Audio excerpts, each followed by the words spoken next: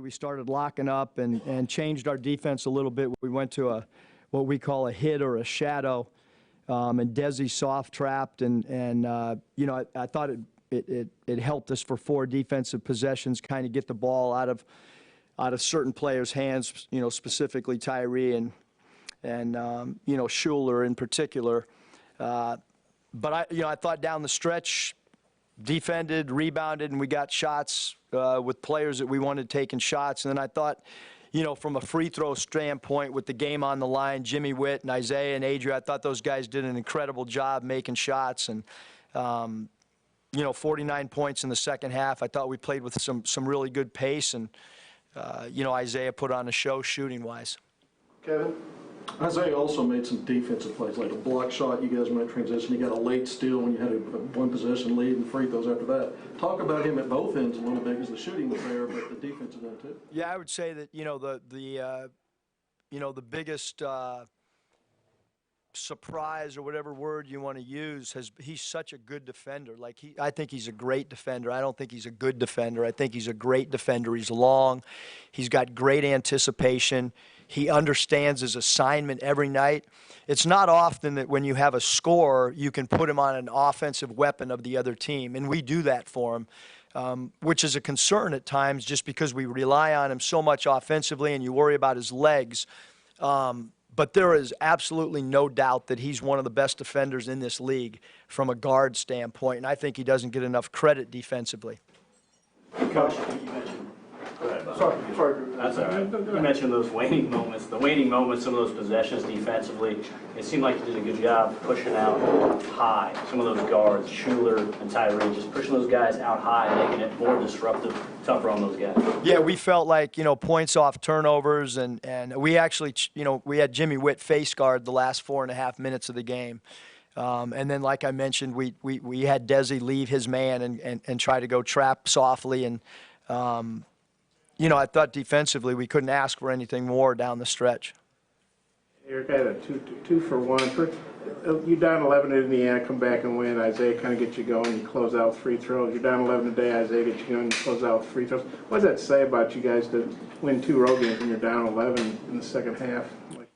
Yeah, I mean, I think, you know, I mean, I watched the Indiana game today against Ohio State, and that's a tough place to play. And I just think that this group, like, we don't really fear anything, you know, and in the huddle, halftime, like, they still think they're going to win, you know, and I think that's a mark of a really tough team, and I think they're tough-minded. I mean, you look at our games. I mean, we literally could be sitting here without a loss too. You know, we're 1 rebound away at LSU, and certainly, you know, the last 40 seconds at Western Kentucky. But well, hello. It's our Monday edition of On the Hill with Pat Jenkins Sports Talk Radio. We're going to have a momentary, about a 30-minute edition as we have to get on to a press conference. Eric Musselman will be made available for us here in the media today at 2 o'clock. And it's going to be previewing this upcoming 7:30 tip-off versus the Vanderbilt Commodores and Bud Walton Arena on Nolan Richardson Court this coming Wednesday. And he's also going to be looking back and kind of giving us a little recap on this Ole Miss win. A very, very, very impressive win, I might add, on the road. Isaiah, Joe, what more can you say? But we're going to get on as we got to get this thing going. There's a big game coming on tonight, the biggest game of all of college football. And we're going to talk to Josh Lemoyne of LSU Football Truth. I know he's down on Bourbon Street having a really good time, and we're going to get his keys for tonight's Battle of the Tigers. Which one does he think, when all is said and done, which Tiger will be roaring the loudest? We'll find all that out. But real quick, wanted to take a real quick break, and then we're going to get this thing started. It's our Monday edition of On the Hill with Pat Jenkins Sports Talk Radio. We caught up following Arkansas's big Ole Miss victory with the big dog himself, Isaiah Joe. We'll let you hear what Isaiah has to say, and then JL from LSU Football Truth. He's up next. It's the Monday edition of On the Hill with Pat Jenkins Sports Talk Radio. Back in a bit.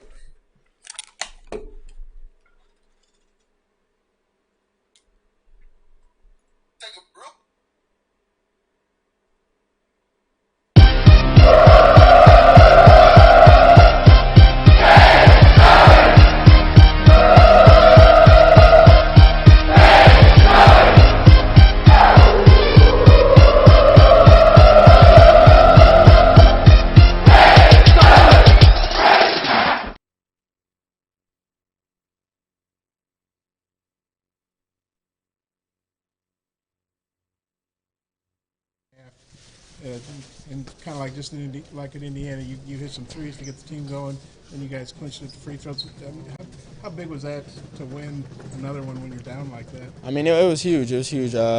We've been in that position plenty of times. We knew what we had to do to come back. We had dug ourselves a hole, but we knew we had to stay together as a team. We had to come together, be smart, play efficient defense, get stops, get steals. We had to finish shots on the other end, and that's what we did. So when Did you you're get down, different looks in the second half, or did you just get shots to fall? Shots start to fall, but once you get in a rhythm, you start to find yourself. Teammates were able to find me and everything. Ball screens worked really well, so we stuck with it. The way you guys capitalized that turning point there, 8-0 run, tied it at 64. Yeah. In terms of momentum. Oh yeah, it was a huge turn of momentum. Being able to get those steals, still got a layup. Desi got a steal, got a layup. He got a bucket, a real tough bucket at the rim. Plays like that, it just gives us a lot of momentum. And the team, I think, Ole Miss started to wear down, and we could feel that. You hit the three. Next possession, you hit a three. Adriel gets fouled. You get that 8-point swing there. Just how big were those two possessions there to tie it up? Oh, they were huge. They were huge. All credit to everybody on our team. I got those shots to fall, but I think Mason found me on a fast break. Got found in the corner, got an N1-3. So credit to everybody. Zay, you had a career high tying 34 points today, but a couple of blocks today, especially one late during that. Welcome back to our Monday edition of On the Hill with Pat Jenkins Sports Talk Radio, coming to you each and every day here on KDSJ 479 from 1 to 2 p.m. But there's a big national championship game taking place down in what we're known as the Superdome in New Orleans, Louisiana. And our good buddy that covers all the Bayou Bengals for us here on OTH, he's here to tell us the skinny on what's going on tonight. Josh Lemoyne of the LSU Football Truth. JL, welcome back to OTH, my man. Man, I'm glad to be here. Big game tonight. Tip off, I believe, 7:30, 8 o'clock. What's the temperature going on down there, and what is essentially a home game for this LSU football team?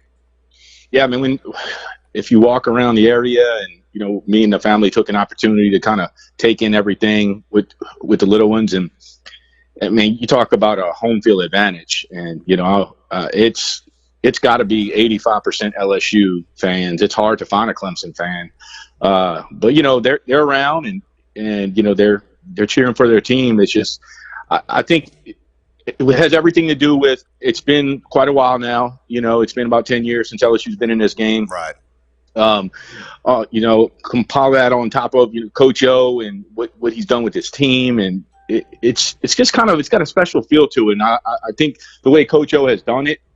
He feels like that. He just feels like that special guy that you can get behind. You know what I mean? He's got a different feel than Nick Saban. And when you talk to the average fan, they like Coach O. And I just think if you can feel the vibe in the city, it's more like a family vibe that's got around this team. You look at the quarterback with Joe. He's a real humble guy to an extent. He's confident, but yeah, I mean, it's just got a good feeling about the whole city. I mean, everything surrounding the team. It's going to be a fun night. When you look at this football team, I mean, it was quite the gauntlet of the season. You're at Texas. You had to, beat the likes of a Florida, an Auburn, I believe, Georgia, Alabama, and then Georgia in the SEC championship game, and then Oklahoma. When you go back to last year, at what point, Josh, did you know that this football team had a chance to kind of, have the season that they have that they've had up to this point? Look, for me, as crazy as this may sound, when LSU lost to Texas A&M last year in that crazy 7 overtime game, Right. I think that was the first time we really got to see a side of Joe that he just kind of took over the game and kept scoring and kept LSU, and he put the team on his back. And that was a wild, crazy game. You could say LSU deserved to win it or whatever. That was, when I look back on it, that was the first time I remember watching that game going, man, this kid, I mean, I knew he was pretty good, but, man, he's different. Like, he's Right. special. Even though we left that game that day with a loss, I mean, he carried the load, and he was the only reason that we were still in that game for 7 overtimes. And then, the following week, he takes a massive shot against Central Florida. I think most people probably don't step back on the field. Joe shook it off, came back in. He shook it off, came back in, and just, I mean, he's been on fire since that hit. He hasn't, so he hasn't been stopped since, really. That's the two things I look at last year when I kind of got that sense coming into this season. I'm like, man, Joe's he's much better than I thought he was. Now, I'm not going to lie to you and say that I think Joe is going to have this of a historic passing season, arguably the most prolific one ever in college football when you look at it. I didn't think that was going to happen. I just knew he gave us a shot week in and week out coming into this season. When you look at this football team versus Clemson, I mean, Clemson's coming in with a very highly decorated quarterback there in Trevor Lawrence, receivers Aaron Ross, T. Higgins, true freshman Frank Layden, and Overton, guys like Overton, and it just goes on and on. Talk about, what must Coach Aranda and that defensive staff do versus this very potent. And Travis Etienne, he's really the straw that stirs the drink when you really look at it. Yeah, when I tweeted out today and did a couple other shows that's really the key to me is Travis Etienne. If we got to keep him under control. Now, Travis isn't going to get his numbers. He's an explosive special player, and then you're seeing against Ohio State, he can also catch the ball at the backfield. They're kind of working that in. So, to me, we can't let Etienne, just get loose. We can't let him go for 165 rushing, 95 yards receiving, a couple touchdowns. You gotta be able to corral that a little bit. And if he's going to get some yards, make him earn it, make them drives, long down the field. You don't want to give up. What you don't want to do is give up that 3-yard pass that Etienne, he can take it 80 yards to the house. Good point. And that could happen. I'm not saying it can't. I mean, they are, like you said, Trevor Lawrence is he's it. He's the real deal. He's probably going to be the first pick in the draft next year. And Etienne, he's the real deal. These are Sunday guys, so if LSU doesn't come with a good game plan, Aranda, if he hasn't, which I know they will, both teams will. They've had too much time off. But yeah, that to me, that's the keys is stopping Travis Etienne and locking down on those two big wide receivers. I can't wait to watch Stingley and Fulton match up against Higgins and Ross. I think that's going to be a fun matchup. Right. And I think I think there's, Clemson's going to win some, and I think LSU is going to win some. It's just, I think at the end of the day, I think LSU is going to win more than they lose, and I really like LSU's man-to-man coverage on those big wide receivers. When you look at offensively for the Tigers of LSU versus Brent Venables, and he's widely known as the elite defensive coordinator in all of college football. He and Aranda, I think it's going to be a real good matchup for those two guys to match wits against one another. But talk about offensively, what must Joe Burrow and that offensive staff do versus Brett in that very aggressive South Carolina defense with Isaiah Simmons, who's pretty much going to be the if not the best player defensively on the field most of the game. Yeah, no, he, and when I put out my, top 8 or 10 keys to the game, one of them was throw away from Isaiah Simmons, go opposite of Isaiah Simmons. And that's respect. And there's guys on LSU, you do the same thing. You don't, if you keep picking on Derek Stingley, he's going to eventually get you. Right. So you got to, it kind of works both ways. But I think what LSU's offense has to do, they have to do what they've done all season. I just think they can't change for Brent. I mean, he's a tremendous DC. I think they get out there and run their offense, but you got to pick the matchup. I think. Go ahead. You got to pick the matchup there. And when LSU puts 5 out, 6, when they motion Clyde Edwards-Helaire out the backfield, you got 6 guys out of there that you got to match up with. And LSU is going to like one of the matchups. When you get past their number 2 cornerback, their number 3 corner. Now you're trying to match up a number 3 or 4 cornerback, a linebacker. So yeah, there's going to be opportunities for LSU's offense. To me, the only person that could stop LSU was LSU. Right. I think they have to run their offense. They got to do what they've done all season. Now I'm curious to see if Brent is going to bring the heat. And I think you have to, in a sense. If you give Joe too much time in the pocket, he's going to eventually find somebody open. Or are they going to play a little more coverage? I honestly believe he's going to kind of mix and match that for the situation. I don't think he's going to come all out because he sees how successful Joe's been when the blitz is picked up. So, yeah, that's going to be interesting to watch. And I think it's going to be a heavyweight chess match there early on. That first quarter and a half kind of feeling each other out. And then going into the second quarter, third quarter, I think we'll see some more points scored on the board. The thing that, is something that I really have taken note of is the experience factor with this Clemson football team having been played. I think this is their 3rd national championship game in the last 4 years. Very, very decorated class of seniors and juniors. Yep. Talk about the experience factor. Do you think that's going to play a part in this ball game, or is it just once the game kicks off, everything's equal? Look, I think it has. I think it has some type of effect early on. I truly believe that with the hype that's all around this game. If Clemson, if this was Clemson's first time in this game, and maybe ever, I say ever, but in a while. That's where I think it would affect them. You bring up a good point.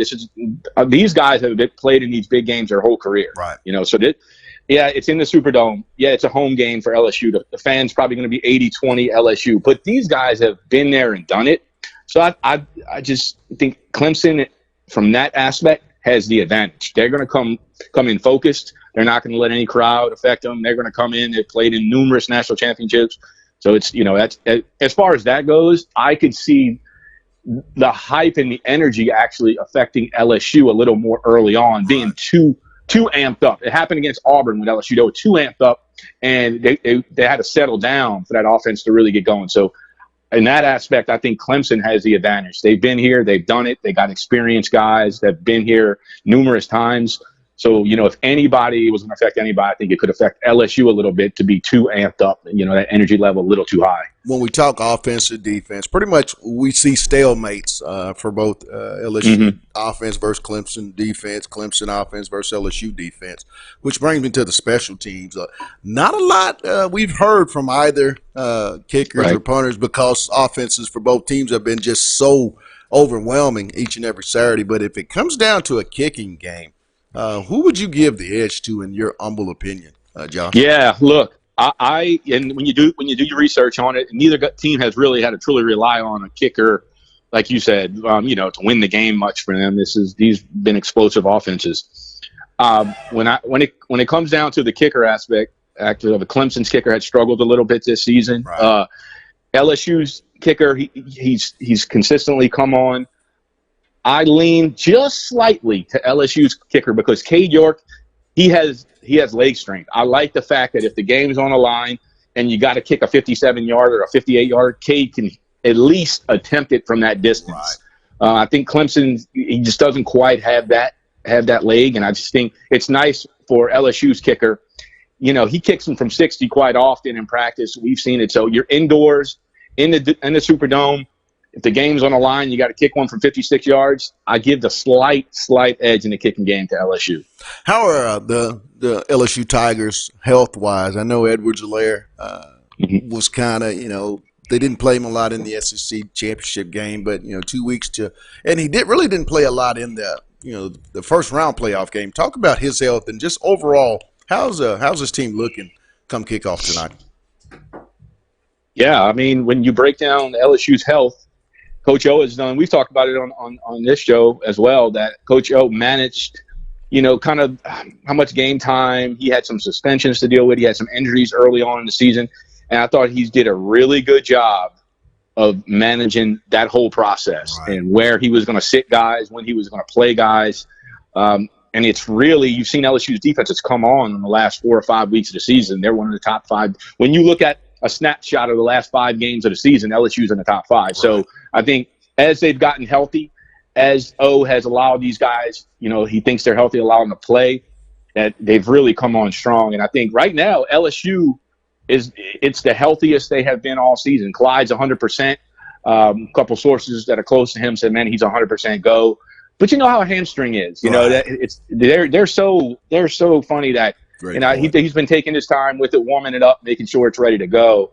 So that, and I just think from what I'm hearing and from who I've talked to, that they said Clyde is 100% and he'll be ready to roll. I mean, he even showed up in the Oklahoma game a little bit, more of a decoy, but he's had some more time for that hamstring to rest now. A couple guys that were nicked up earlier in the season, Rashard Lawrence, he's a full go. Clavion Chason, he's a full go. So now you see a team that's fully healthy, and I'm glad for that on both sides. Clemson made it known that Ross and Higgins are going to both be a full go, so that's good. I want both teams to be a full go. Let's find out who's the best team. Well, here we go. It's the $1 million question we've all been waiting for, and we got about a minute and a half to go. So I want to get your offensive player, defensive player, and the national champion when this game is concluded in the Superdome. Look, as far as the offensive MVP, I got to go with the Heisman Trophy winner. I got to go with Joe. I can't, and this is not even me being a homer. If I had nothing to do with LSU until he proves me wrong and he can't do it and somebody stops him. He's only been getting better. He threw 7 touchdowns in the first half against Oklahoma. I mean, unreal. So I'm going to go with Joe as the offensive MVP just because, he kind of makes me do that in that aspect of it. Now, with that being said, it would not surprise me one bit if Trevor Lawrence comes out and has one of them, all-world games. Trevor's more than capable and talented to have one of those games. I'll go with Joe as my offensive MVP. And the defensive MVP, that's a tough one depending on how the game plays out. But I'm going to go with a guy. I'm going to go with Jacoby Stevens. I think they're going to use him quite a bit around the line of scrimmage.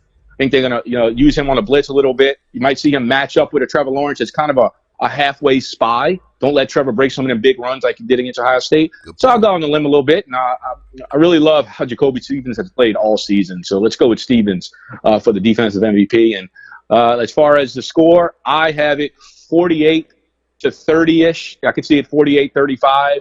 I got LSU winning the national championship. With that being said, don't get me wrong. I do think Clemson could be in this game late.